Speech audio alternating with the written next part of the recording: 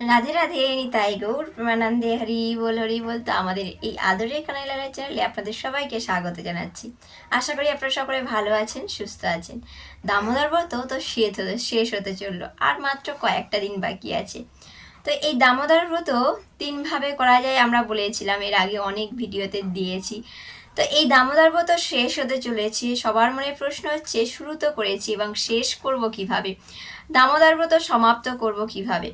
তো আজকে আমরা এই ভিডিও থেকে জেনে নেব যে কোন কোন কাজগুলো করে আমরা ভগবানের এই দামোদর ব্রত শেষ করতে পারি, বা কি কি করব এই দামোদর ব্রত শেষের দিনকে।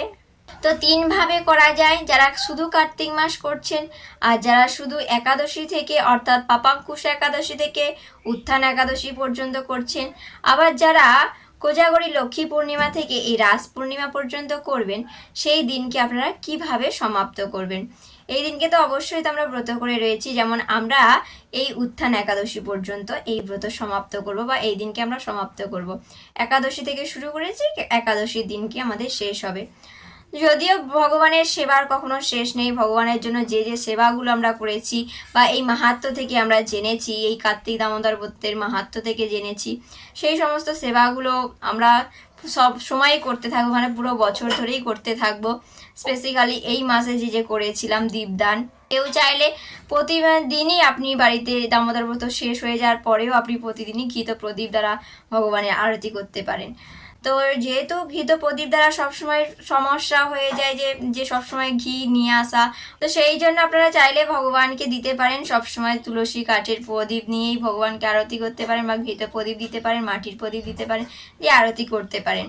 তো এই দিনকে আপনারা চাইলে আপনারা চেষ্টা করতে পারেন যে গঙ্গা স্নান করে ভগবানের চরণে, সব থেকে যেটা মেন আমাদের করতেই হবে ভগবানের কাছে, যখন আমরা যেমন সংকল্প মন্ত্র দিয়ে আমরা ভগবানের ব্রত শুরু করেছিলাম, সেই রকমই ভগবানের কাছে আমরা একটা ভগবানের কাছে প্রার্থনা করব যে হে ভগবান, তোমার চরণে যদি আমি অজ্ঞানে কোনো অপরাধ করে থাকি এই ব্রত চলাকালীন, আমাকে কৃপা করে ক্ষমা করে দেবেন, আমি অজ্ঞানে করে ফেলেছি, এবং আপনার সেবা দেবেন যাতে আমি পরবর্তীকালে আপনার সেবা করতে পারি বা আপনার সেবায় লাগতে পারি। এটা আমরা প্রার্থনা করব, অর্থাৎ ভগবানের কাছে আমাদের প্রার্থনা করে আমরা ভগবানের কাছে এই ব্রত শেষ করতে পারি। তোমার কৃপার জন্যই তোমার সেবা করতে পেরেছি, আর যেগুলো করতে পারিনি আমি চেষ্টা করেছি তোমার সেবা করার। তো আমার ভুল ত্রুটি যদি হয়ে থাকে আমাকে ক্ষমা করে আপনার সেবা দেবেন।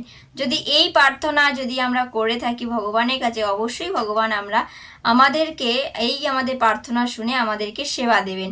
পরবর্তীকালে আমরা সেবা করতে সুযোগ পাবো। হয়তো পরের বছরে দেখা গেল এই দামোদর ব্রততে আমরা আরও বেশি করে ভগবানের জন্য আয়োজন করে ভগবানের ব্রত উদযাপন করতে পারবো। তো আসুন এই ব্রতের শেষের দিনকে আমরা এই প্রার্থনা করি ভগবানের কাছে, যাতে আমরা সেবা পাই।